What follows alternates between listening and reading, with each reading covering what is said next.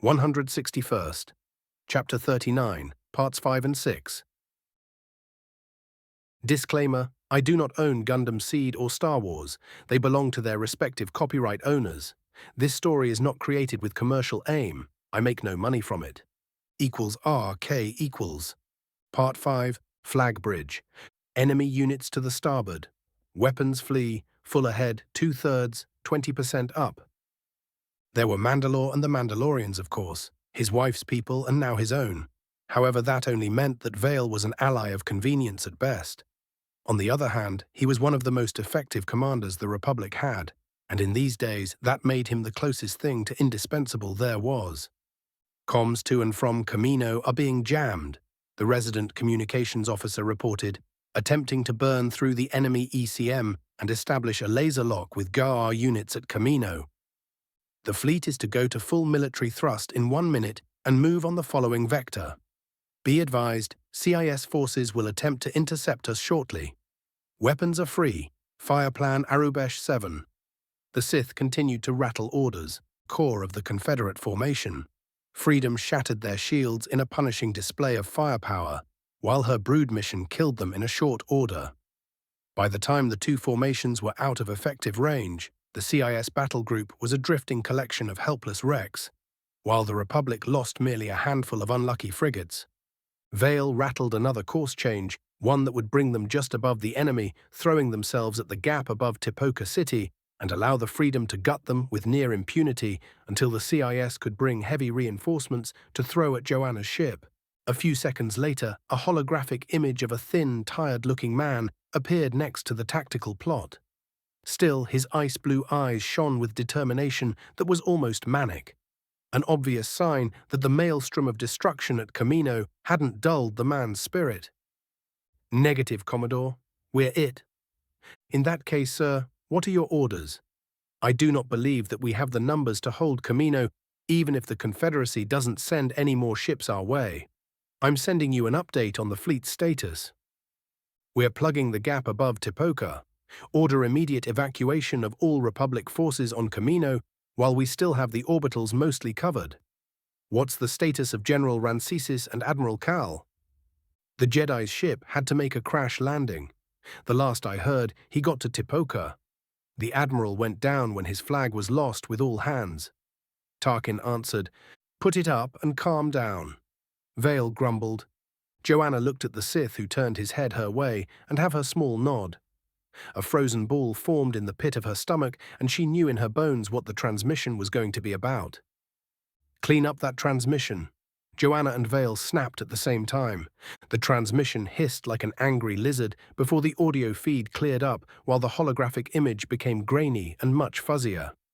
Identification 7-Delta-1099-Arabesh-31-92. Code words: exile, purple, black. Authenticating code. Joanna closed her eyes as she heard Palpatine confirm that he had been mortally wounded by Jedi attempting to overthrow the government. The Chancellor's visual image was bad, yet clear enough to recognize his wounds. All Joanna could think then and there was that she was sharing a compartment with a devil from the deepest and darkest of all 9 Corellian hells. Commodore Tarkin, inform our men on the ground that I'll be executing Order 66 myself. They're not to interfere. Make a call to our Jedi friends to meet me at the nearest secure landing pad to their current position. Their presence is mandatory. Be advised, all GAR assets in system are under Admiral Holt's command until I'm back from the surface. General Vale, out. The Sith spoke with a voice laden with such intensity and power that no one who heard him ever contemplating doing anything but obeying as fast as humanly possible. Part 6. Above Tipoca City. I've served the Sith Empire for 60 years. I've suffered grievous injuries. I'm pretty sure I've been clinically dead at least twice. I glanced at her body, which I dumped near the cockpit. She wasn't going to be awakened any time soon. The dark side whispered of bloodlust, of how sweet it would feel if I tore apart Shak Tai, both body and mind. I was tempted too. In the end, the Jedi proved themselves my enemies and needed to be put down like the rabid dogs they were. If I hadn't wasted so much time playing nice and figuring out how to turn as many of them to my side peacefully, my wife might be whole right now. Alive. I'd gone soft and Bo paid the price. The Republic was decapitated, and from what I knew of the Senate, they were unlikely to elect someone who could effectively run the war, or at least leave us the do-it for them. Hell, without Palpy, his supporters were going to be fractured. Perhaps enough that I got the Senate on my case again, and that wasn't something I would allow. I was back to the same question, what the criff should I do now? RK equals Corellian Cruiser Freedom, high orbit above Kamino. By the time I was back on board the Freedom, I had some ideas on how to proceed. My two immediate issues were resolving the situation on Kamino and getting my body fixed one way or another. Given the time constraints, my best bet was to see if the machine that rebuilt my body last time was still operational. If not, I might need to use T's body as a spare, which would open a whole new can of worms. Admiral Holt and the people under her command might have issues with that idea, or even disbelieve that I might be able to wear Ty's body like a spare set of clothes. The same goes for the clones under my command, not just the Corellians. Speaking about the clones, did Palpy had contingency orders for them in case he got himself killed? Even if he didn't, there were still too many of them to influence if they got lawful orders to go after me. Orders that might get issued by the Senate, depending if my detractors could push such resolution through. Because for all I knew, my allies on Coruscant were either gone or in no position to be of any help. Or was afraid if the way she flinched and the brief spike of terror coming from her the moment I entered were anything to go by. Joy. That clinched it. Even if I didn't have time constraints, holding Kamino would be very damned hard and expensive. As things stood, I was going to lose the place one way or another and likely get blamed for it, unless I managed to shift the blame to the Jedi. Less than 10%. Not to mention that Joanna was a smart girl, so she didn't really trust me outside my competence as a military leader. Considering that for all I knew the Republic was going to hell, my situation was far from ideal. If I was lucky, my allies on Coruscant might be able to re-establish some measure on control and even keep the Senate from criffing up everything. I glanced at the stump where my right arm ended. I needed this fleet and the people in it behind my back without a knife ready to stick into it when I wasn't paying attention. I needed their allegiance bound to me personally, and that simply wasn't possible. It wasn't like even a Sith could turn a whole army against the people they were sworn to protect. But that wasn't entirely true, was it? One Sith did it centuries before my time. I wondered if someone had ever used battle meditation to betray and turn the forces under their command. RK equals. The next round of transports just docked, someone reported. Good. It was time. I concentrated on the soldiers across the fleet. They were good soldiers, and good soldiers follow orders. That was the thought I wanted to pass through their collective minds, and it did. Now it was time to see if my efforts were going to be enough. Good soldiers follow orders, and we have ours. I pushed that thought until it was to the forefront of every single man and woman connected to me. I could feel Joanna's agreement, then horror as a part of her comprehended what was about to happen. She turned to look at me and opened her mouth to say something. I pushed for all I was worth, and the Admiral stumbled. Then the first barrage was on its way to Kamino's undefended surface, and the die was cast. 162nd Interlude, Darkness Falls. Interlude, Darkness Falls. Malachor V. That was arguably Revan's greatest achievement. In a single stroke he ended the Mandalorian Wars. It was an event that echoed throughout the galaxy and was heard by those touched by the Force. The Mandalorians were broken in that battle, the Republic won. That's what everyone knows for sure of that battle. Then there are the rumors. Some say that Malachor V was a trap, that it was the moment when Revan showed his true colors and sacrificed those under his command who held their loyalties to the Republic and their homes in higher regard than the loyalty to Revan himself. They say that he used Malachor V to turn all but one of the Jedi who joined him to the dark side. Others believe that Malachor V was a freak incident of war. I've been above that broken world. I've walked across its ravaged plains. Even 400 years later, I could still feel the screams of the dying. I could still sense their fear and taste echoes of their pain. There was a great revelation. Even centuries later, Malachor V was different. I could sense it screaming at me through the Force. That planet was a place of death. It was covered by intangible oceans made by the dark side itself. When I was on the surface, I nearly drowned in the sheer corrupting power of contained on that wretched world. A single act of war tore a wound in the Force itself, one that feeds on life and corrupt everything it touches. After seeing it for myself, I knew how Revan turned every single Jedi who followed him, but the exile on his side. I knew why almost every soldier in the Republic army under his command chose to turn against the Republic. Almost 1 billion died when the first barrage hit Kamino. A third of them were lucky. They had just an instant to begin feeling pain before the orbital bombardment turned them into ashes.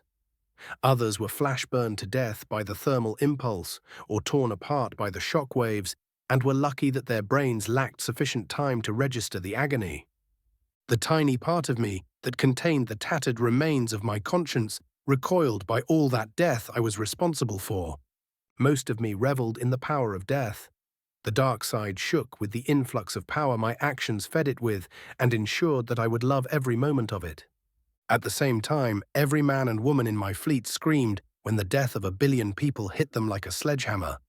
It was only the Gestalt making us all as one expanded mind that kept their minds from shattering. The second barrage hit, the third. Kamino screamed. The bombardment continued. Ships died when the CIS pressed their assault in order to try preserving their ground forces down on the planet. I fed the echoes of those deaths into the Gestalt, making my people experience them just as I made them feel everyone below us dying. I could feel everyone bound to me recoil from what we just wreaked upon Kamino. I could feel their minds begin to fray under the strain of the dark side. I could sense their very sanity begin to shatter when every single one of them comprehended what it truly meant to murder a whole world. And I loved every single moment of it. Clones and natural-born alike screamed for respite. They needed for something, anything to take away the pain. It was their darkest hour, and I was there to offer them succor when they needed it most. The dark side offers many gifts. It could mask many things. It often lies. Most importantly, it helps us in our darkest hour. It can help us believe the lie that the monster in the mirror isn't our distorted reflection. Its greatest gift is that it can hide us from ourselves. It can drown our pain and suffering in the screams of our victims. In our darkest hour, it could offer us the succor we so desperately need. And the price is one that we would gladly pay. Pain, suffering, fear, and despair, those are no longer things we should be wary of. They're nothing we need to fear, because from now on, they're merely our instruments. I was what my people needed. I was the shoulder they cried on. I was the helping hand that dragged them back beyond the edge of madness. I was the one giving them the warm hug they craved and telling them that everything was going to be fine. I was the one who convinced them that they could live with the burden of murdering Kamino and every living thing upon that planet. I was the one who convinced them they weren't monsters in their own eyes. I am the Dark Lord of the Sith, and the dark side is my eager servant. 163rd. Interlude at the Mouth of Hell. Interlude at the Mouth of Hell, Kamino. He glanced behind his younger brothers. The far end of the corridor was mostly blocked by a barricade made of whatever the oldest cadets could get their hands on. Those boys had chosen to stay behind and buy the rest of them as much time as they could. Every clone knew what that meant. The Jedi had betrayed them all in when they were needed most. 99 shook his head and began running towards the landing pads. Those were still secured, he hoped. For his brother's sake, not his. 99 didn't intend to leave his home. He knew that the fleet couldn't possibly take everyone with them, and he wasn't going to take the place of one of his whole brothers, much less than a seat which could hold one of the kids. Rapid fire erupted from behind, and 99 redoubled his efforts. 99 glanced down the corridor and saw a pair of flimsy B-1 droids move through the smoke. He took careful aim and gently pressed the trigger just like his favorite brothers taught him so long ago. His first shot flew true, and the closer clanker flew apart. 99 grinned and shot the other machine too. Among them was a youth calling himself Boba. =RK=. High orbit over Kamino. "Move it, people!" Rex shouted. He and the few remaining survivors of the 501st were in the hangar busying themselves by helping with the evacuation.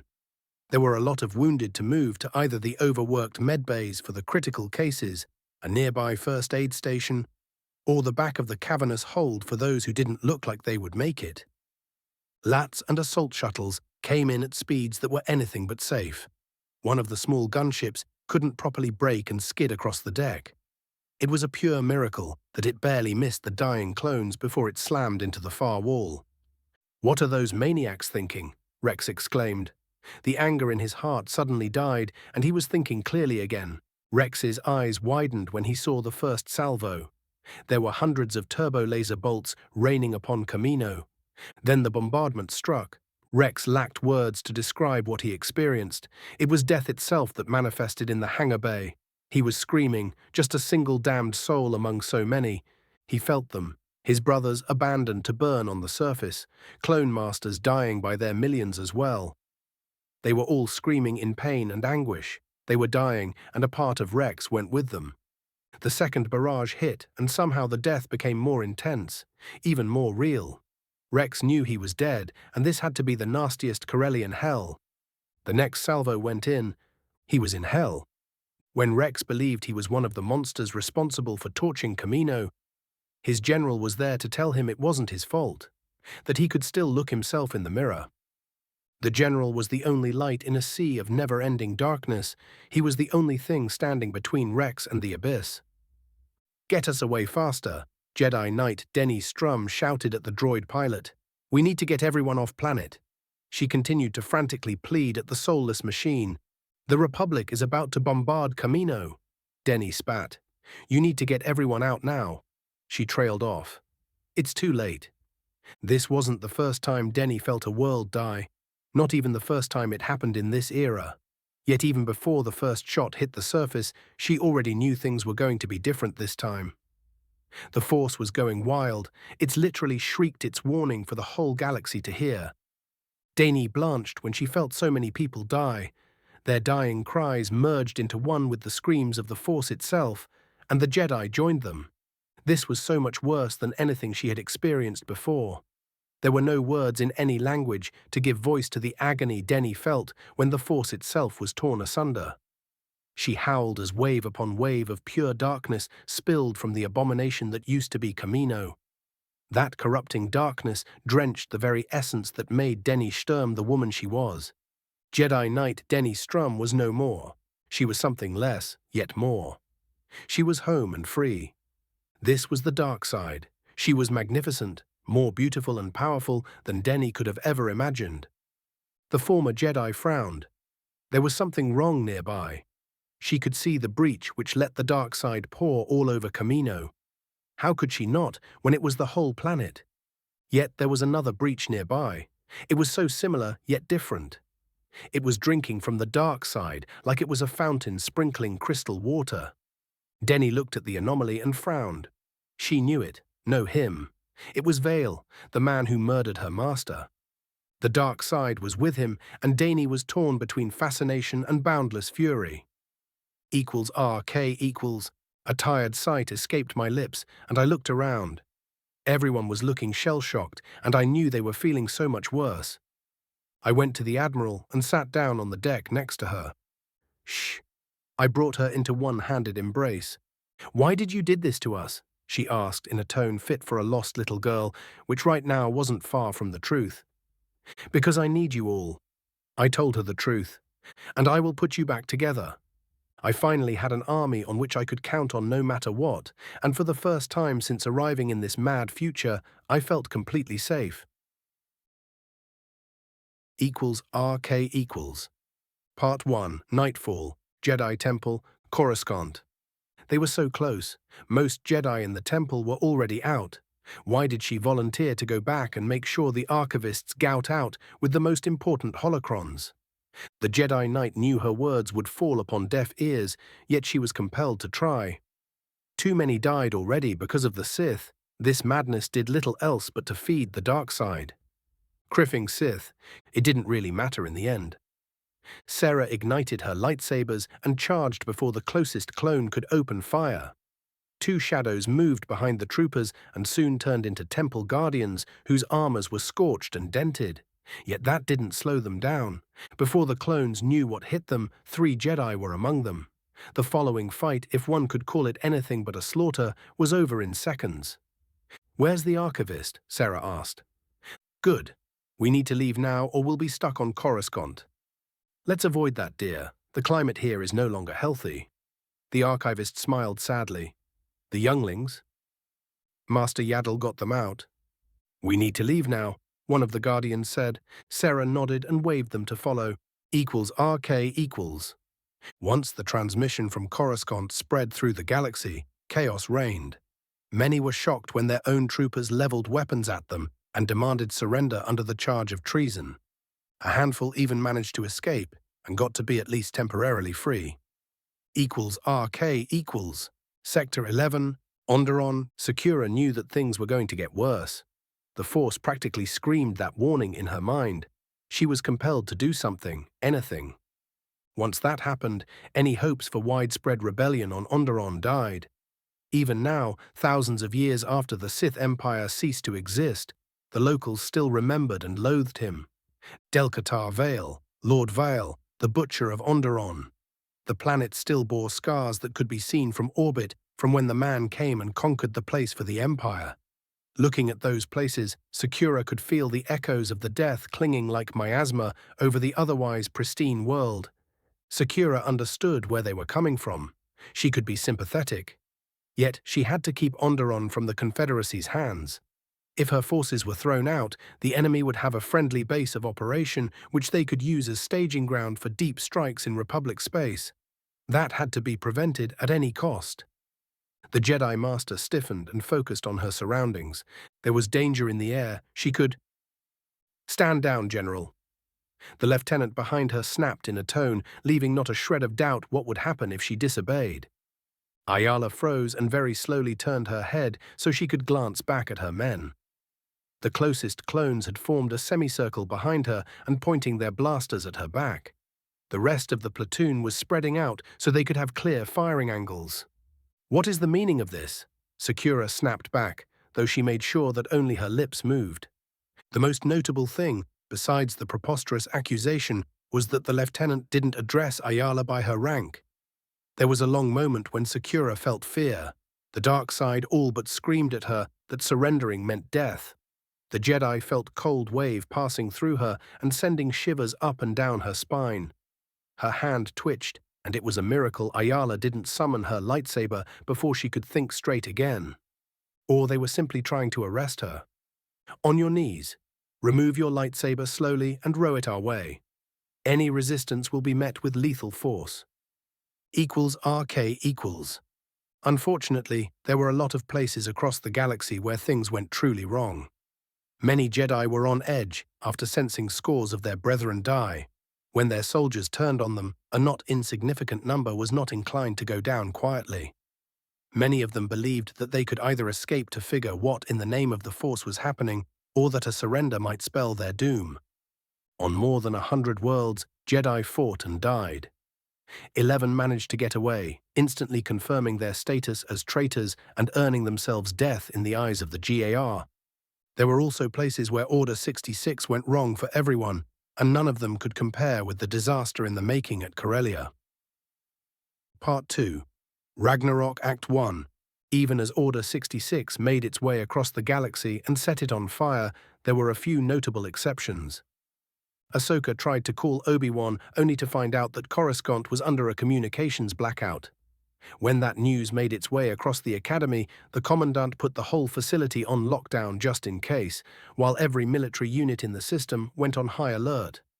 As far as anyone but Ahsoka knew, there was no attack coming. No physical one anyway. What Ahsoka felt through the Force she would never forget. Jedi were dying by the hundreds. First on Coruscant, later all across the galaxy. That day something intangible changed in the Force. It was like the sense of a déjà vu. All Ahsoka knew for sure was that one future was closed to her, to everyone. It was as if the whole galaxy paused to take a deep breath before exhaling and just continuing on its way, as if a world dying didn't matter. Yet it was on a subtly different path. There were no clones bursting to arrest her, If one wasn't able to hear the Force, they might not have figured out something was wrong, just like most of the cadets found out about the events of Coruscant hours later. When all is said and done, with the exception of the lockdown, it was just another normal day at the academy. Well, not quite. With the Force in turmoil, Ahsoka Tano was distracted, and for the first time since arriving, failed to turn in her assignments on time. Her instructors were not amused. On Coruscant, the only effect that Order 66 had on Obi-Wan Kenobi when it came was that it guaranteed him even stronger protection detail to keep the Jedi from attacking him again. The same was true for his wife and the Mandalorian embassy, which were surrounded by a strong GAR presence to keep anyone from bothering them. The Mandalorians were torn between feeling amused that the Republic military for once was willing to protect them and furious at the insinuation that they couldn't handle the Jedi by themselves. Oh, they had concerns. No one was looking forward to explaining to Mandalore that his wife was critically wounded, and even after hours of surgery, no one knew if she would survive her encounter with Mace Windu. On the face of it, she fell in an honorable combat against a worthy opponent. =RK=, Republic Cruiser Gallant, Corellia. Plo Koon checked the time, just one more hour and Yularen would be here, which was good. The Jedi Master was going to need all the help he could get. In less than 4 hours of all-out combat all across the system, almost half of the new construction and a large chunk of industry were gone. 2 of the 5 brothers had their own navies overwhelmed, the orbital defenses breached and droid armies on the ground moving in to eliminate as much of the planet-bound industry as they could. The enemy paid a steep price for their success. The system was chock-full with the wreckage left by whole CIS fleets, yet the Confederacy still had enough numbers and firepower left to take the system. After the last clash, Plo Koon began contemplating bulling back to Corellia, where a lot of his damaged ships were gathering, along with almost half the surviving Corellian fleet. That wasn't the order he wanted to give. He knew something was terribly wrong on Coruscant. He felt many friends, as well as people who were a major pain in the backside, lately die over the last few hours. What the Jedi wanted was to order a retreat so he could bring his fleet back home to the Jedi Temple and face the enemy who attacked it. The sheer madness he was sensing through the Force didn't help either. Whatever was really happening, it was of the dark side. Plo Koon could sense its insidious power grow in bounds as Jedi after Jedi died. "General, we're getting transmission from Coruscant," the communications officer exclaimed. "Put it on," Koon ordered the clone. "Execute Order 66. Chancellor Palpatine's voice came over the comm a moment before the man's mangled image appeared next to the tactical plot. Those words froze everyone on the bridge. "Order 66 is in effect. Security to the bridge," Gallant's captain snapped. "General, you're under arrest for treason. Please come in quietly." The captain turned to face him. "I see," Plo Koon sighed. "May I ask what exactly is Order 66? What the Criff did Teen and PL did? Or were the Sith to blame? In case of Jedi treason, all Jedi are to be placed under arrest. If you resist, your life is forfeit, General." "I see," Plo Koon repeated, then frowned. "What do you mean, all Jedi? Not all of us are part of the military. Those on Corellia aren't currently part of the Republic, much less the Jedi Order." "All Jedi," the captain repeated in monotone as he was reading from a document. "The Corellians are certainly included. We'll be moving to take them into custody or eliminate them ASAP." "What is this madness?" Plo Koon exclaimed. He didn't know if it was the strain of combat, the chaos in the Force, or feeling the death of so many Jedi. It was an utter madness, yet the captain felt as if he was discussing the weather. The clone was utterly calm. It didn't really matter in the end. Plo Koon's composure broke. "I can't allow that. The Corellians are our allies. No matter what's happening on Coruscant, the Green Jedi are innocent." Koon's hand fell upon the hilt of his lightsaber. "You chose to resist, then." The Jedi felt the tiniest pang of regret coming from the captain. The armed crew members on the bridge drew their sidearms. Behind the Jedi, the armored doors were opening, and he knew there were more soldiers coming for him. He had to warn the Corellians. It was his duty to stop this madness from spreading. Plo Koon drew his lightsaber, and the bridge descended into chaos. The Gallant didn't alter course just before engaging the enemy as the general intended to do. The cruiser's task force, which used it as a leader, continued to follow it in. When contact with the flagship was lost, the rest of the task forces reacted sluggishly. What should have been a fast pass meant to concentrate firepower and minimize engagement times was anything but. When Plo Koon cut down the last clone attacking him, the Gallant was shacking under the guns of more than 30 separatist ships. The Jedi Master went to the comm station and attempted to warn the Corellians, yet it was for naught. The Gallant was deep within an CIS formation, and their ECM made anything but laser comm useless. The Jedi Master lowered his head and closed his eyes. He failed, and all the people who he killed on the bridge died for nothing. He didn't react when more clones stormed the compartment and opened fire. It didn't matter. Before his charred body hit the deck, Gallant shattered under the guns of the Confederate ships. 165th. Epilogue Parts 3 and 4. RK equals. Part 3. Ragnarok Act 2. Corellia. This sucks, a petite human girl grumbled. Yep. Jabo grumbled and looked up at his friend. Are you listening to me? The Jedi Padawan frowned at him. Of course I am. Uh-huh. Eli sighed. Why are we stuck here again? Beats me. Jabo shrugged, which made his friend roll her eyes at him. No Padawans on the front lines if we can help it. Duh. A new voice came from above. How are you two lovebirds today? Jabo looked up and saw an older copy of Eli walking down the stairs. Mum? The young girl suddenly turned beef red. Mom. Jabo shot up. He was very glad he didn't sit closer to Eli, otherwise her mother wouldn't stop needling them anytime soon if the last few times were anything to go by. Seriously, how are you, with the way the Force feels? The Jedi Knight shrugged helplessly. There wasn't a Force-sensitive person on Corellia, probably in the whole galaxy, who couldn't sense that something was terribly wrong. For hours the Jedi Temple had been on high alert with both Corsac and Gar, sending reinforcements on top the 2 battalions stationed nearby in an anticipation of possible separatist attack. Mum, do you know what's happening? Eli muttered in Jabo's shoulder. Not for sure. There's no contact with Coruscant, and the situation in orbit is less than ideal, Najima explained. You can feel it too, don't you? There's something in the air, Eli mumbled. The Force flared. Shots and explosions erupted just outside, and Jedi began to die right there on Corellia. Go back, Najima ordered. She was already sprinting towards the main doors of the temple. There were Corsac troopers stationed across the big antechamber who were either doing the same, taking cover or shouting in their comms. The teens looked at each other.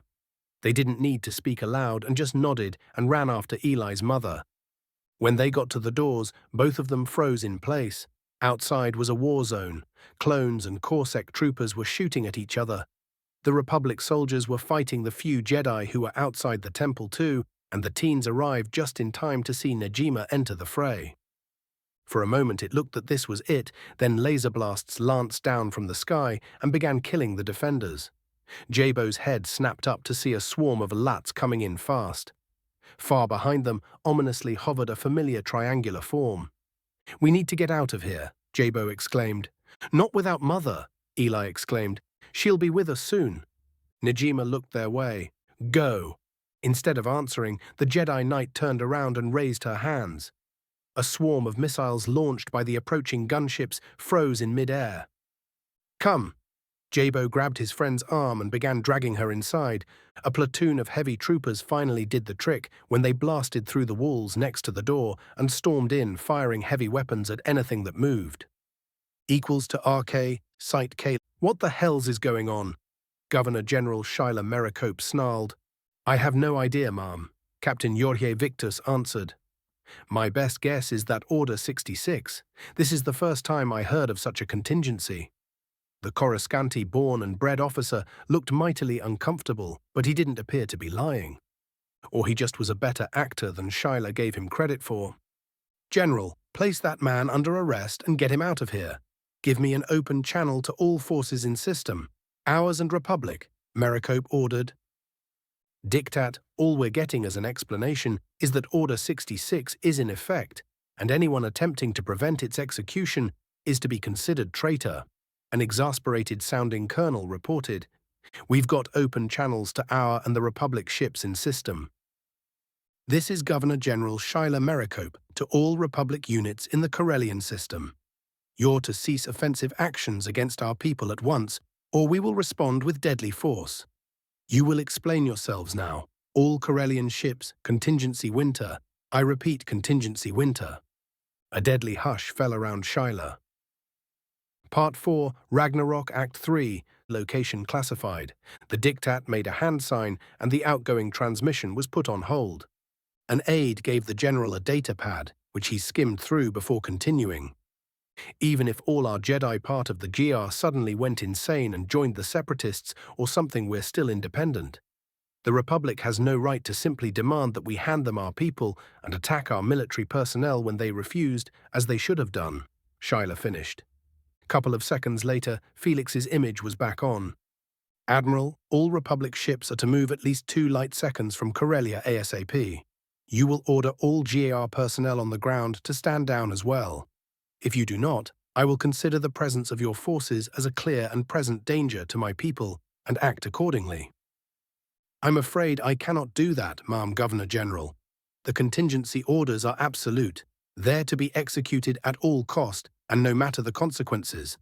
I implore you to stand down and let me do my duty. The clone looked sincere and unyielding. You're aware you're committing an act of war against one of the few allies the Republic has in this war? Maricope asked. I am, ma'am. My orders stand. Anyone interfering with their execution is to be considered enemy and eliminated. Shyla closed her eyes and sighed. This was utter madness, yet she had her duty to her people who were fighting and dying right now. Damn you, Maricope hissed. Give me channel to all our military forces. She waited for confirmation. This is Diktat Shyla Maricope. Execute Contingency Winter Solace. I repeat, Winter Solace. All non-Corellian ships in orbit are to be neutralized. Any Republic ship approaching a 2 light seconds exclusion zone from Corellia is to be considered hostile. She paused to take a breath. Republic forces stationed on Corellia attempted the unlawful arrest of all Jedi on the planet. When Corsac personnel took offense, they were engaged by our supposed allies. All attempts to peacefully resolve this crisis have been met with threats and demands to hand our people under the charge of treason. Yet the Republic commanders were unable to give any shred of proof to support such grievous charges. All they tell us is that they have their orders. =RK equals.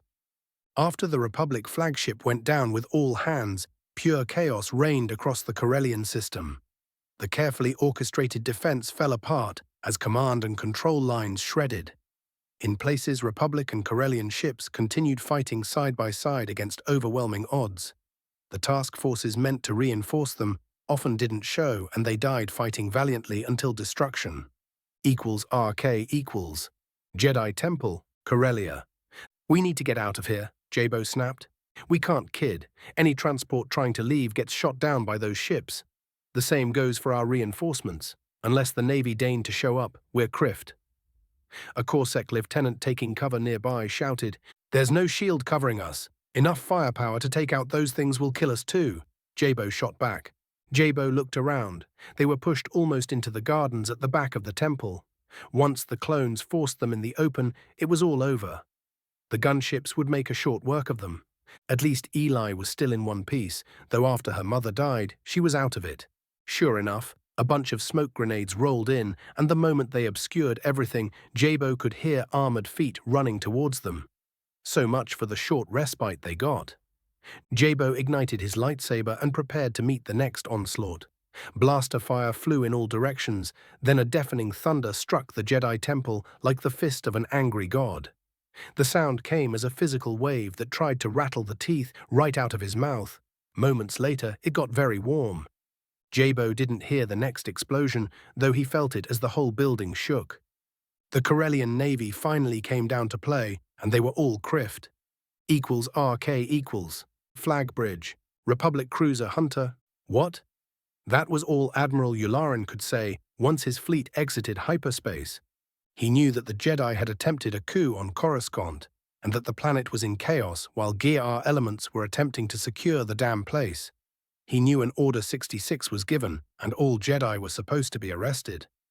What he didn't know was why there were Corellian and Republic ships shooting at each other all across the system, while apparently the Separatists were given a free rein to do what the Criff they wanted, as long as they didn't approach Corellia itself or any large concentration of Republic ships. As far as the sensors could tell, there were no Republic ships within 2 light-second radius of Corellia, and the bulk of those remaining were forming into assault formations aimed at the planet.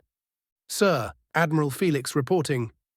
"That's negative, sir. Contingency Order 66 is in effect. It trumps all per-existing orders." Felix still looked unperturbed. "Admiral Yularen, I'm compelled to ask you, what are you intending to do about Order 66? Felix asked. "That's no longer your concern, Admiral."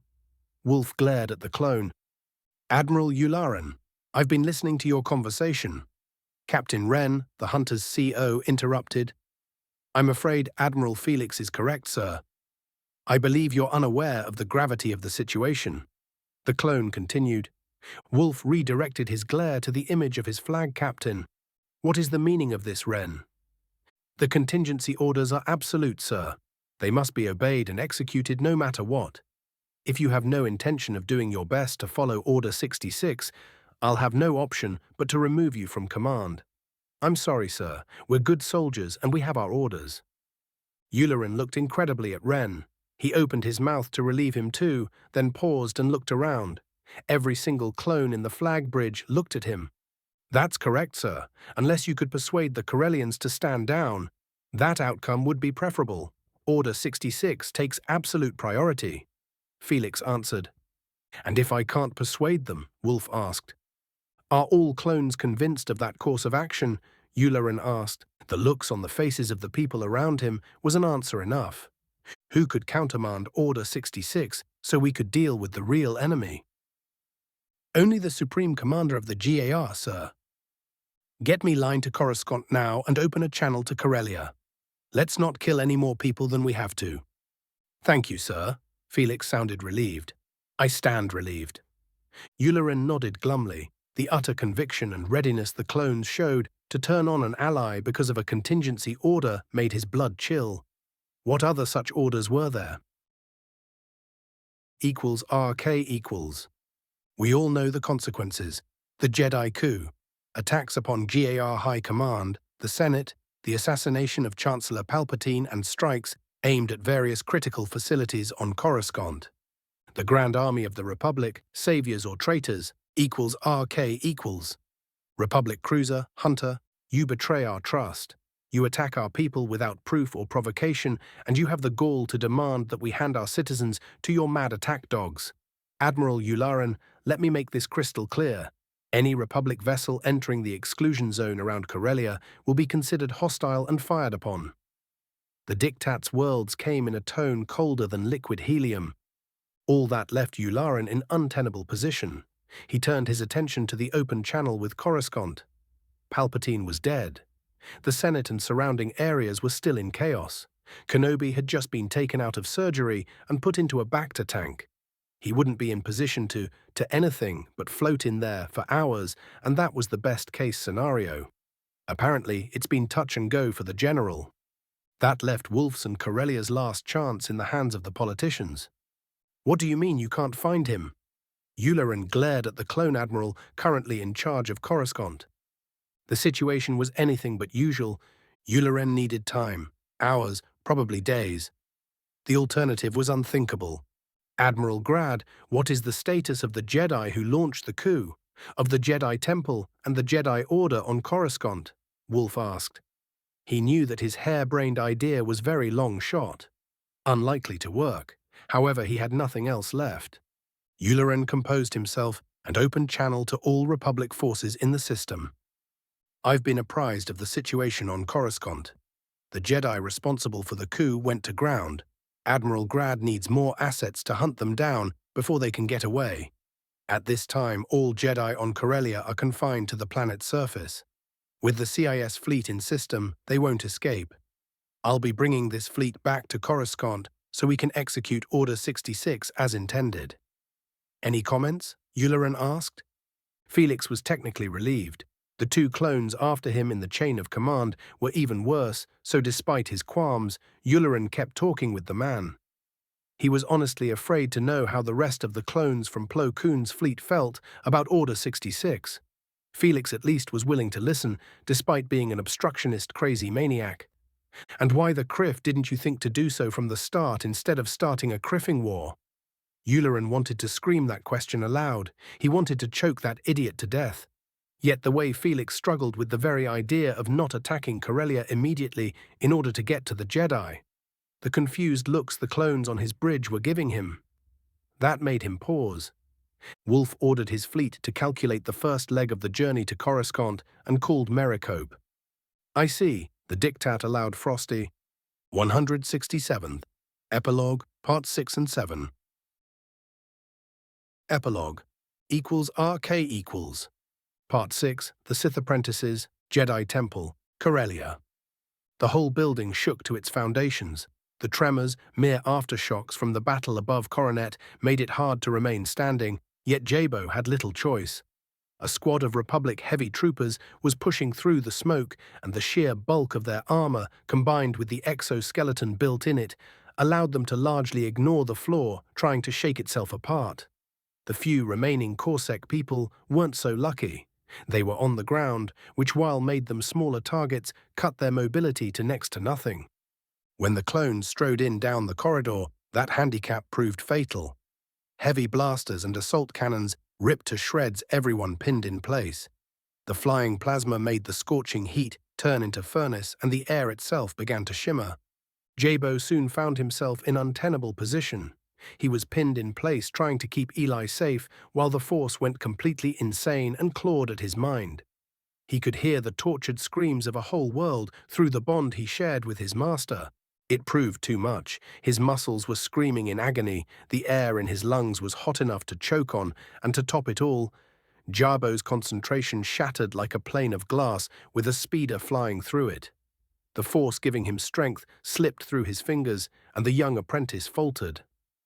A blaster bolt struck his sword arm and charred it into a useless pile of charred meat. Before Jabo could register the pain, more shots slammed into his chest, and he tried to scream as his body burned. He heard a chocked scream of rage. The air above him shimmered, tortured metal screamed, and men howled in pain. Jabo blinked, and he was looking up at Eli's tear-streaked eyes, which were two blazing embers. Another blink. Eli was hugging him and babbling. He felt tired. Hot. Oh, so hot. Eli was looking at him and gave him a wan smile. He blinked, and a wave of heat washed over them. For a heartbeat, Eli was framed by dancing flames which didn't touch her skin, making her look like an angel. An instant of agony. Eli screaming through the Force before her voice was lost among the chorus of a burning world. Only then blessed darkness fell, and Jabo knew no more. Equals RK equals Sundari, Mandalore. Arya, get yourself together, Nina shouted. She's out of it. Dev snapped and hauled her over his shoulder. Where's our criffing backup? Kor asked after throwing his favorite vibro knife at a commando droid. It caught the clanker in the forehead before it could open fire. Busy counterattacking, Nina grumbled. We're on our own until the second echelon gets here at 5. We won't last 5 minutes without her. Atin jabbed a finger at the closest thing they had to assist her. You better do it. Fee grumbled from his perch 100 stores above them. Clankers 2 o'clock. Platoon strength, SBS. Dev stashed his burden into the burned-out trunk of a cargo van, then checked the magazine of his grenade launcher. There was one ion grenade left. The rest were HE. Nice. The demo expert waited for the machines to come a bit closer and opened fire. Behind him, Arya stirred. Her eyes snapped open and she moaned. 2 blood tears streaked down her cheeks, painting her dust-covered face in red. So much power. Arya wheezed drunkenly. Her connection with her master was wide open, and it felt like Vale was connected to the heart of the dark side itself. Arya could taste just an echo of that power, and it was enough to make her feel invincible. She staggered to her feet and smiled. With a thought, her newfound power was made manifest, and thick arcs of lighting danced over her body. She finally looked around. Nina and the rest were trying to protect her. It was so heartening, yet so insulting. Arya didn't need help. With the power she now had, there wasn't a thing upon that world which could challenge her. Arya strode past the clones, paying them no more attention. She could feel droids, hundreds of them, charging at their position. She smiled and raised her hands. The dark side obeyed and was made manifest. The sky above them tore into a whirlwind of cracking energy. Arya brought her hands down, and lighting rained upon her enemies, tearing them piece by piece. It was too bad that those droids couldn't feel pain. Otherwise, their screams would have made a nice additions to the chorus of damned souls she could hear howling as their world died and took them with it. This is awesome, Dev cheered. Can you teach me this trick? He asked hopefully. Arya turned her shining eyes upon the clone. Oh, him she liked. She smiled and decided to keep him. The fountain of power in Arya's mind suddenly dried up. The screams she so enjoyed became distant echoes carried upon the force. The sheer power drain of the continuing attack drove her to her knees before her concentration could shatter. The lighting storm vanished as suddenly as it began, and for the first time in more than a month, Sundari was quiet. Arya's eyes rolled and she collapsed in the sleep of the utterly exhausted. I guess we'll last more than 5 minutes now, Kor quipped. Dev, pick her up. We're displacing before someone calls artillery on our SS, Nina ordered. He looked at the devastation and was very glad Arya was on their side. And to think she was just the apprentice. RK equals. Part 7, Shattered Dream. The situation at Quat couldn't be more different than the debacle at Corellia if it tried. It had the notable exception of going on more or less according to plan for both sides too. The Confederacy threw a full sector fleet at Quat under the command of Admiral Duaningo, a fleet that had been reinforced until its 3 task forces had 2,000 warships each. By anyone's reckoning, that was an incredible concentration of war-making potential. There were few systems in the galaxy which could stand up to such a firepower. As if to make things worse for the Republic, an hour after the battle began, a smaller CIS fleet arrived and headed straight for the vulnerable industry spread across the system. That maneuver should have been the death blow against the defenders, if the battle was happening anywhere else. Even an Coruscant, with its potent defense fleet and scores of Golan stations, would have been hard-pressed to fend off close to 7,000 ships. Quat was different. A Republic sector fleet was stationed there, almost 1,000 ships of all classes, even if most of them were various escorts. Thus, Admiral Coburn had a potent force of his own to use, yet it was far from enough to protect the industry of that vital star system. The real game-changer was Quat's own navy. For thousands of years, the Quati had been one of the, if not the premier, shipbuilding hubs in the galaxy. For the past few hundred years, Quat was the primary military contractor for the Republic and many of the core worlds. The benefits were massive, with the most notable one finally proving its worth. When Admiral Ningo came calling, there were 7 Mandator-class star dreadnoughts in service. While usually only 3 were part of Quat's defense fleet, they were all recalled home when it became clear that the CIS long-anticipated offensive would pierce deep into the core. In order to back up those behemoth, Quat had their older Procurator battle cruisers, as well as a formidable number of Venators, not to mention a suitable number of escorts and fixed defenses. It wouldn't be a stretch to call Kamino the best defended system in the galaxy. That explains why the CIS threw as much tonnage against it in what for all intents and purposes was a feint. In order to dismantle Corellia, Admiral Trench needed a free hand to act, which in turn meant that Quat's heavy capital ships needed to stay home. For 5 hours, the whole system was set on fire, while Coburn maneuvered task forces formed around either Mandators or Procurators in order to smash any concentration of CIS ships threatening Quat's industry. At the same time, small battle groups made of half a dozen ships at most dueled all over the system as the Confederacy attempted to wreck as much new construction as they could. For 5 hours, the heavens themselves were set on fire. Thousands of ships died on both sides, and in the end, both admirals achieved their primary objectives.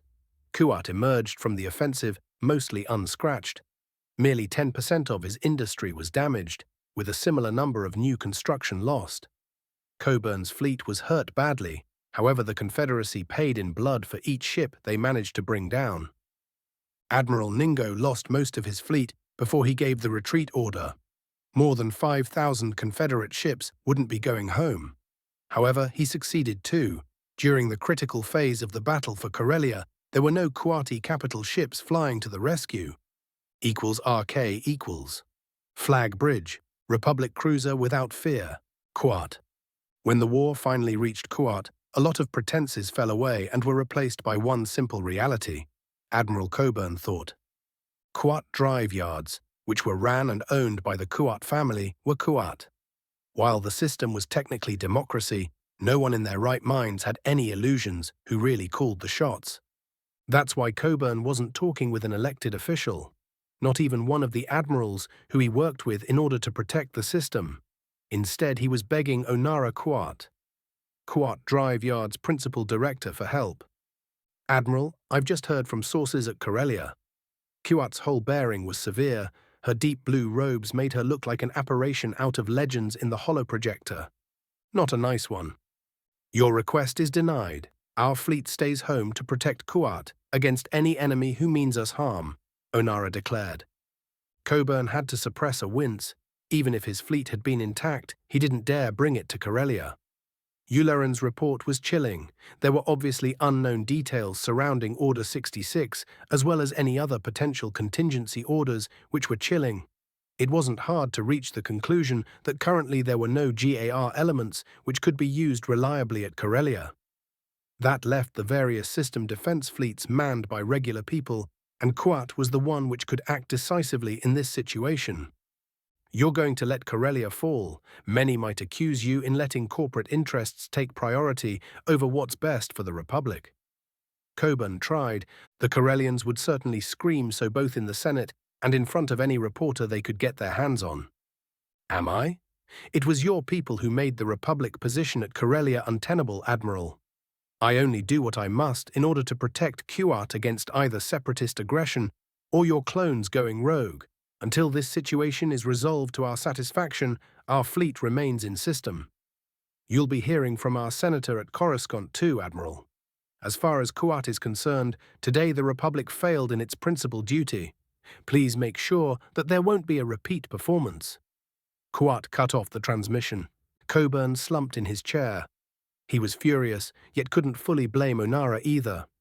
The Admiral had no doubt that the primary factors guiding Kuat's decision were corporate and political. In the best interests of Kuat too. Every moment they delayed helping Corellia, their principal rival in the core worlds, got weaker. The price Kuat could demand in the Senate in order to release their sorely needed fleets for offensive operations was going to be astronomical, and the Republic would have no choice but to pay it. If there was a Republic when the dust settled. All ships with moderate or heavier damage are to remain at Kuat for repairs and to augment the system defense. Rear Admiral Zak is in charge. The rest of the GAR fleet is to form on the flagship. We're regrouping at Coruscant, Coburn ordered. So we could go figure out what in the name of the Maker we're going to do with the clones and the separatists, he didn't add aloud. 168th Epilogue. Part 8. Epilogue equals RK equals. Part 8, Coruscant Blues, Jedi Temple, Coruscant.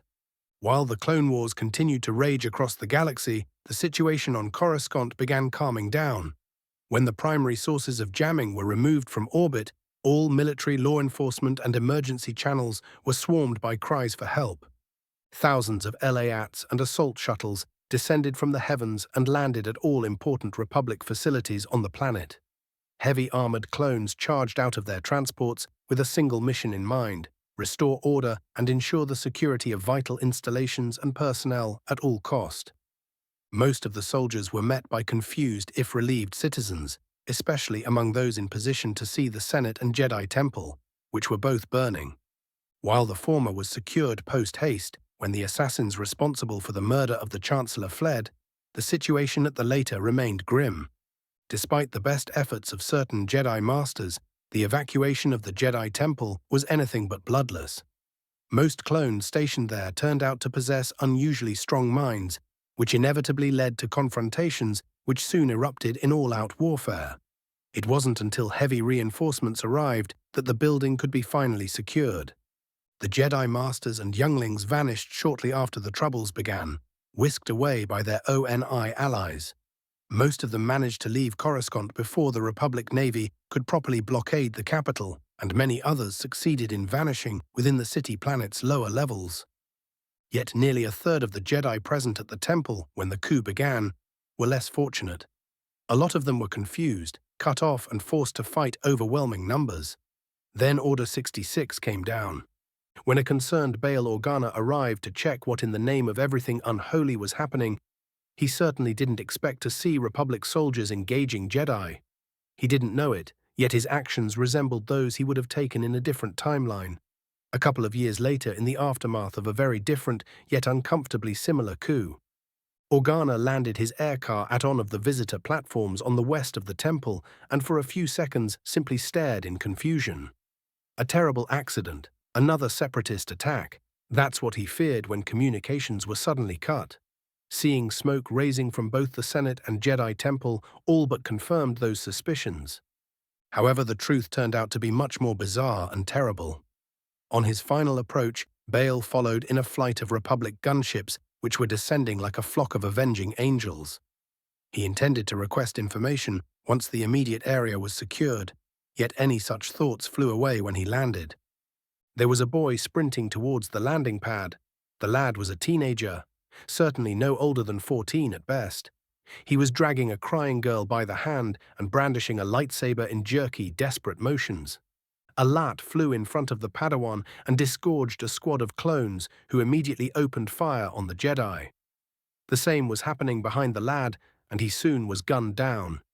It was a miracle that no one hit the girl who curled next to her protector and appeared to go catatonic. The clones shouting at her to surrender didn't help things either. "What the criff is happening?" Organa snapped, shocked by what he just saw. "Identify yourself."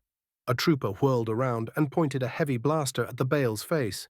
"Senator Organa from Alderaan. Explain yourself, soldier." "Order 66 is in effect, sir. The Jedi attempted a coup. As far as we know, they managed to take out the Chancellor. We've got confirmation about multiple generals, including Kenobi being wounded, and we've lost contact with our men stationed at the temple. We're here to neutralize the threat and restore order." The soldier paused. "Hex, Leader, on the senator. Keeping him in one piece is your only priority. The rest form on me. We've got traitors to hunt." "What about her?" a clone asked and pointed at the little girl. "She's a Jedi." A trooper grunted. "She's obviously surrendering and thus following Order 66. Another shot back. "I don't care. A Jedi's a Jedi." Another grunted. "We're good soldiers and good soldiers follow orders." The sergeant who spoke with Organa interjected, "I'll look after the kid." Bail butted in the conversation. He didn't like where a few of the clones were pushing the conversation. "As you will, sir." "Hex, the rest of your squad remains to keep an eye at the prisoner. Make sure she doesn't escape." The sergeant shrugged and jogged towards the temple. "Are you sure about this, Senator?" "She's a Jedi and they just betrayed us all," Hex grumbled. "She's just a kid." Organa glared at the soldier. "A Jedi too." Hex shrugged. "Your responsibility, sir." Bail glared at the soldiers and went to check up on the little girl. He needed to get her out of here and then figure out what was really happening. The very thought of the Jedi pulling off a coup, an obviously unsuccessful one at that, Organa's mind refused to accept it. =RK equals GAR Hospital. Undisclosed location. It was quiet at the hospital. The only sounds Satine could hear were the quiet beeps of the equipment and a few whispered conversations coming from the doctors who just got her husband out of surgery. Obi-Wan was going to live and was expected to make a full recovery, even if he was going to spend at least 24 hours stuck sedated within a Bacta tank. Bo, on the other hand. Satine shook with fury. Her sister was still under the knife and was expected to remain there for the rest of the day, if she was lucky. Bo died twice on the way to the hospital. If she survived the operation, Satine's sister was going to be crippled and relying on life support tech to continue living. The damage to her chest and spine was so much that the doctors would have to turn her into a cyborg if she was to live. The Duchess looked around in derision. There already was a clone company on the floor with the rest of its battalion securing the building. She was pretty sure there were more soldiers coming in, both Mandalorian and Republic. It was too little too late. None of them managed to keep either her husband or sister intact. Satine's hands fell to her belly where her child was growing. She shuddered with a very different emotion when she thought of suffering Beau's fate. Her child wouldn't have survived such a trauma, and it was only luck she didn't run into Windu herself. The Duchess was terrified of that prospect, scared that her daughter might not be born. Of the world she might be born too. Satine looked at Obi-Wan, who was peacefully floating in the Bacta. Even after being repaired during the surgery, his wounds were gruesome. Her husband was lucky to be alive. It was unacceptable. The war needed to be over as soon as possible. It needed to be won in such terms as to ensure no one would dare threaten her loved ones again. For her daughter's sake, if nothing else. That simple thought put things in perspective for Satine. Mandalore needed the Republic in order to survive. Barring that, it needed an alliance that could keep her home safe for long enough to be fully self-sufficient military-wise. Satine's mind went to the implications of the coup, its inevitable fallout, and to whatever she would need to do to spin things in Mandalore's advantage. RK equals Republica Cincisute, Coruscant. For once in her life, Padme Amidala missed all the excitement. It was embracing really, with no Senate meetings or really anything else of importance until the afternoon. She decided to sleep in. With communications jammed, there was no one to warn her of the coup, or really whatever else was happening on Coruscant. That's why she slept in. C-3PO was busy recharging, and there was no one else at hand to give her the news so she could do something to mitigate the madness gripping Coruscant. Not until it was too late anyway. Once the jamming was up and a message from Bail got through, Padme was suddenly awake and stunned. The news channels were going crazy, comm lines were in disarray, and the GAR was announcing martial law until they could restore order and ensure there would be no more fighting on Coruscant. Naturally, a furious Padme got clothed ASAP and went straight to the Senate, where she was barred entrance while the building was being secured by an even increasing number of soldiers. "What do you mean the Senate's sealed?" Padme exclaimed. "We're still sweeping the building for enemy combatants, wounded and any unpleasant surprises, ma'am," a harried-sounding lieutenant explained. "You might want to try at HQ. Someone there should have more information." The clone paused. "Max, the senator needs security detail. Get on it." "I don't," Padme shot back. "Standing orders, ma'am. We're to ensure no more government officials are lost. You're getting a security detail, and that's that. If you want to do something about it, you should go to HQ." Amidala fumed, tried to go to her air car before her minders arrived, though she was unsuccessful and found herself being driven to GAR HQ by a group of polite clones who paid no heed to her orders to leave her alone. They even had the gall to sound amused, the bastards. That's how Padme got a security detail as a consolation prize and a driver on her way to GAR HQ, where she wanted to get more information and to lose the clones if at all possible. "No can do, Senator." Another grumpy lieutenant met her at the doors. Well, a good distance from them, because the entrance was currently blocked by a pair of walkers and a small army of clones who were busy fortifying the place as if they expected the whole separatist army to drop for a visit. "What about my husband?" "Do you know if he's all right?" Padme pressed on. "Skywalker? He's in the brig." The lieutenant sighed. "He didn't have the good manners to resist. I would advise that you head home until we can finish securing Coruscant against the Jedi and the other traitors. Sergeant, please escort the senator home." "What do you mean?" Padme exclaimed. "Weren't you informed, Senator?" The officer proceeded to explain what little he did know. That's how a shell-shocked Padme ended up back at Republica 500 in the company of 5 clones who were very polite but firm in their request that she stay put and doesn't go out to get herself shot at, again. That was... For once, Padme was at loss of words in her indignation. She hadn't seen eye to eye with Palpatine for years, but to think that he was dead, assassinated by the Jedi because he obviously supported the Sith in the face of Veil. Padme sat down on the couch in her living room and stared blankly through the window. She found it hard to believe what the clones told her. The very thought of the Jedi turning against the Republic was unthinkable. Yet, that wasn't how they saw it, was it? Padme shuddered. If it was true, if the Jedi went and murdered Sheev just because he worked with and supported Veil, what about her? It wasn't that long ago when that man proposed an alliance that ultimately might have made her the most powerful woman in the Republic if she and Anakin allied with him. If things had turned differently, would the Jedi had gone after her? Padme shook her head in sick fascination. How could things go so wrong so fast? She was afraid to even contemplate the political consequences of the coup. RK equals. Senator Mothma's home. Coruscant. Senator Mon Mothma sat in her darkened study and was afraid. The initial report she could get pointed at one inescapable conclusion. The coup she tactically backed was less than successful. The only good news was that Palpatine apparently didn't survive. Mothma knew that the senators who offered direct help were already scrambling and leaving Coruscant, while those who weren't prudent enough to find a good reason to make themselves scarce earlier. That put her in an awkward position. Mothma didn't know if one of the people who orchestrated the coup and knew of her tactic support was going to be caught alive. She thought about running but dismissed that idea. If she had to, Mothma would fall on her sword in order to protect Chandrila. Thanks to her deal with the devil, there were a lot of new munitions and arms factories being constructed back home.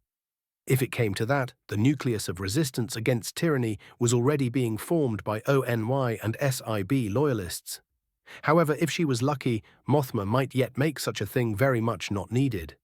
With Palpatine out of the picture, it was possible to get someone not corrupt confirmed as a chancellor. The Republic might yet be saved from both itself and the Sith, something Mothma couldn't do while on the run. And if she had to fall on her sword, then she would die a martyr inspiring those who knew the truth. RK equals. Lower levels, Coruscant. Mas Amedda was on the run. He's been doing so from the moment he got confirmation that Palpatine was dead. Amedda was possibly the only one who really knew the depth and breadth of the blackmail material the Chancellor had gathered on everyone. Mas knew Palpatine better than anyone else too. He had no doubt that the Chancellor had placed more than one dead man switch as a final criff-u to his enemies. The Republic was in for some very interesting times. Amedda too, unless he managed to disappear before the files were released. After all, he featured in many of them. The Vice Chair of the Senate was too busy with his own thoughts to pay much attention to the people around him. People who looked quite scruffy and dangerous. People who were examining his expensive clothes with speculation in their minds. That's why being grabbed by the shoulders before a massive fist impacted in his gut came as such a rude and terrible surprise. Something hit his knee, and Amedda found himself falling to the ground. "Another rich boy coming down here for the thrill, eh?" a gruff voice growled. A spiked fist sunk in Maz's kidneys, then someone kicked him in the ribs hard enough to break them. 2 days later, the brutalized body of Mas Amedda was found in the gutter by a clone patrol, which explained how the last man who could have possibly prevented the Republic spinning out of control was not available to do it in the first critical hours after the coup. Ultimately, Amedda ended up hailed as a hero and another victim of the traitors, despite being posthumously implicated in corruption, trading influence and blackmail. 169th. Epilogue Final Part. Epilogue RK equals. Part 9. The Confederacy Ascendant. Trest Ilroth's residence. Raxalon City. Raxus Prime. The Triumvirate, which for all intents and purposes ran the Confederacy of Independent Systems, got together for one of their frequent gatherings where they discussed the state of the galaxy and how to go forward. Usually all they really did at their meetings was to straighten some details and ensure they presented a united front to the rest of the Council. Most of the really important discussions and decisions, at least as far as the war was concerned, were usually made at one of the beyond secure conference rooms at the primary military complex on the planet. Trest and his 2 guests did precisely that early in the morning before retiring to the Neimoidian's residence for further discussion before meeting the rest of the council in the late afternoon. San Hill and Cleo Vombra got their chosen poison following Ilroth's example and sat on comfortable armchairs next to a low table in the corner of the study. They were soon joined by their host after he made sure that the room was sealed and the built-in jammers running. Ilroth crashed on the soft couch, sipped his tea and looked at his colleagues. "Who wants to start?" Trest asked. "Our latest military successes are going to be troublesome." Hill grunted. The tall being took a swing from his Corellian brandy and sighed. One look at the maps and people would begin asking why haven't won yet. Trest winced. He was the one to ask that precise question to their military leaders, which earned him a nasty tirade. At a first glance, the Confederacy currently controlled most of the galaxy. Since yesterday, the Corellian system was under the firm control of Admiral Trest, though his forces had been able to capture only one of the 5 brothers. There were battles raging all over 3 more, though Corellia itself was merely blockaded for the time being. Kamino had not only fallen but utterly destroyed by Vale's forces. It still wasn't clear why or what exactly happened there. All living people in the CIS fleet were in need of medical attention thanks to various mental issues. They were all raving about hearing Kamino scream as it died. The recording from automated systems and droid reports weren't enlightening. No matter the details, the burning of Kamino was a huge boon for the Confederate propaganda, or would have been if most people outside the CIS were willing to believe it on face value. By any reasonable standards, the offensives all across the galaxy were an unparalleled success. The Triumvirate put their trust in their new military commanders, and they delivered. However, that success had the potential to turn into a two-edged sword. I can guarantee that our fellow council members would push for a swift end of the war, either military or diplomatic. Trest agreed. That's just she won't get enough support for a peace to be a problem. Vombra dismissed that particular concern. Those pushing to carry on with the attacks right now would be the problem, both in the Council and Senate. The Confederate Senate was largely neutered, however it was chock full with people supporting the war. Making them not scream for a continued offensive at this time was going to be troublesome. I know where they're coming from, Ilroth snorted. You two were all ready to order Tresk to jump at either Kamino or deeper in the core too. Vombra grumbled. The cyborg was very grumpy since it became clear he hadn't run certain numbers, which made the Confederacy's situation crystal clear. Yes, the offensive achieved a stunning success. The Jedi's unsuccessful coup, and wasn't that thought amusing, further crippled the Republic. Whatever caused Gar and Corellian units to shoot at each other was just the icing on the cake. By any reckoning, this was the ideal moment to push deeper in the core and end the war. There was just one tiny problem: the Confederacy simply couldn't. Once Tresk pointed it out, I ran the numbers. I've been doing it on the way here too. They don't lie. Vombra let out an electronic whine. We've used too much fuel and ammunition, fleet losses are higher than estimated, and we've got more than a sector fleet worth of Republic ships unaccounted for in sectors we supposedly control. Not higher than we could afford, Hill pointed out. True that, Trest agreed. We can throw another 7, perhaps 8,000 ships at Kuat. However, doing so would strip our garrisons in the core and leave Fondor vulnerable. We lack logistic capacity to shift a significant number of ships from other theaters. It would be a mistake anyway.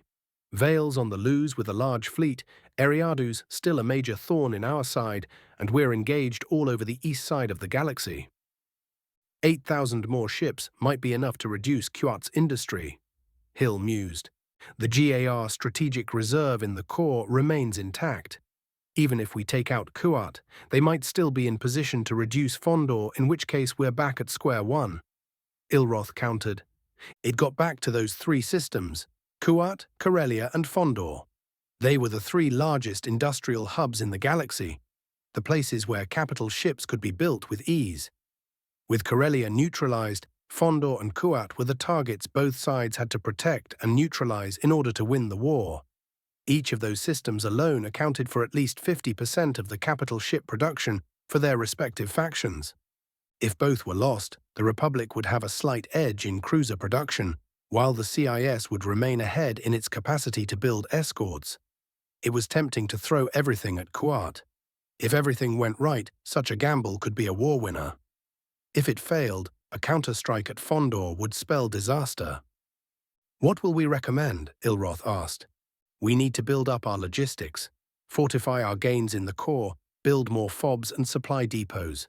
Secure the control we've got over most of the galaxy before the enemy comes knocking, Vombra said. The Republic needs to kick us out of the core. We can wait for our next major construction cycle to finish and end the war when our new fleets are ready, Hill added. Meanwhile, we can see how much political trouble we can stir in the Republic. We're in an agreement then. Ilroth smiled and raised his cup in a toast. To victory. Victory, the rest of the triumvirate chorused. The galaxy was within reach and soon would be in their grasp. RK equals. Part 10, The Twilight of the Jedi. Passenger area, Republic transport. Swift, hyperspace. Master Yaddle watched like a bird of prey over the younglings she managed to get away from Coruscant. Officially, she and a few Jedi Knights who were with her were teachers on a school trip with their charges. They had all the documents claiming so in order, with a few loyal SIB agents back at the capital, ready to confirm it if anyone bothered to do in-depth check. The ancient Jedi was glad she succeeded in saving as many of the younglings as she did. In the same time, her heart tore at the thought of those who were left behind. All she knew for sure was that about half of the Jedi who were at the temple when the coup went down managed to get away from the building itself. How many reached the transports waiting to spirit them away, or found alternative means of leaving Coruscant, she didn't know. Yaddle smiled at the younglings. They were the future, not of the Order, because as far as she was concerned, it was death. The Sith, the Jedi themselves, they were all to blame. They got complacent, blind, arrogant. It was hard to admit it to herself. It was easy to blame the Sith, Sidious, Vale and Dooku. It was easy to resent the Senate for not listening, to hate the galaxy for letting the Jedi fail. Yaddle couldn't afford to continue with such self-delusions. The younglings counted on her to keep them safe, to train them as proper Jedi. To do that, she had to be brutally honest to herself. The Sith evolved while the Jedi stagnated. The Jedi had to change too, otherwise the blood of the younglings in her care would be on her hands. RK equals. Mon Calamari Star Cruiser Liberty, hyperspace. Kit Fisto frowned at a small pile of knocked-out clones. Beside him, one Gial Akbar, the ship's captain, and the Mon Calamari prince were looking between the Jedi and the Republic soldiers with confusion. "What's Order 66?" Lichar finally asked and sheathed his sonic blaster. "I'll be asking them when they're awake," Fisto grumbled. "They'll be awakening in the brig." Akbar sounded far from amused. "I want a marine detail to the bridge. What about the other clones? There's 2 companies worth of them on board." "I'll go have a friendly chat with them too," Fisto smiled grimly. "Not alone." The prince shook his head. "Certainly not. I'll be sending as many Marines as we can spare, Master Jedi." Akbar agreed. That might be for the best. Fisto nodded and looked back at the clones. He knew every single one of them. They had been fighting beside him for months now. They were his friends. What in the name of the Force was happening? Wasn't it bad enough that hundreds of Jedi died in the last few hours? RK equals. "What do you mean, treason?" Fisto exclaimed. The rest of the clones on board were disarmed, most stunned thanks to liberal use of concussion grenades and sonic blasters. Those who still had their wits with them were being asked some pointed questions and weren't particularly shy in answering. Order 66. It was meant to neutralize all Jedi in case of treason. By refusing to surrender without a damn good explanation, Fisto apparently marked himself for death in the eyes of the clones. The Jedi was at loss at the sheer insanity of the idea. The Jedi betraying the Republic? Just what in the name of the Dark Waters possessed the clones to believe in such madness? What about those who gave the order in the first place? Fisto needed information. However, Furs the Liberty had to reach friendly space, and that was going to be problematic. They were still dodging separatist patrols, then there was hut space to contend with. RK equals. Lower levels, Coruscant. "I don't think we'll be getting out that way, Master." Serra Cato glowered at the secluded hangar where their way out of Coruscant waited. Her master put a placating hand on her shoulder. "Calm down, Serra. We'll figure something out." Chindrilag's voice sounded as if he had no care in the world. "Calm down. There's a small army waiting for us down there. Down there, not up here, so we're going to calmly turn around, smile and get away. Then we'll figure out a place to lay low and plan what to do." Sin shrugged. "What about—" Serra trailed off and looked around. "We'll need to get the cargo to our clients as soon as possible, or there might be penalties." So we'll need to find a fast freighter or something. Sarah grimaced but nodded. They were obviously going to play the role of merchants or smugglers with cargo that needed to reach their clients, somewhere that was far away from Coruscant. Keto looked at the dark street and all the gloomy-looking beings minding their own business. If she hadn't met her master on her way out of the temple with a pack full with holocrons, Sarah wasn't sure what she would have done. Neither her Padawan training nor her missions with her master or even the war truly prepared her to survive on her own, without help from either the Jedi Order or the Republic. It was unpleasant to admit it, but she would have been lost if Sin didn't find her. RK equals SIB Safe House, Coruscant. Two crippled men were hiding in off the book's apartment on the other side of Coruscant from the Senate. The suburb was a very ordinary and serene place, not a location one would expect to find a disgraced Jedi and a Sith Lord.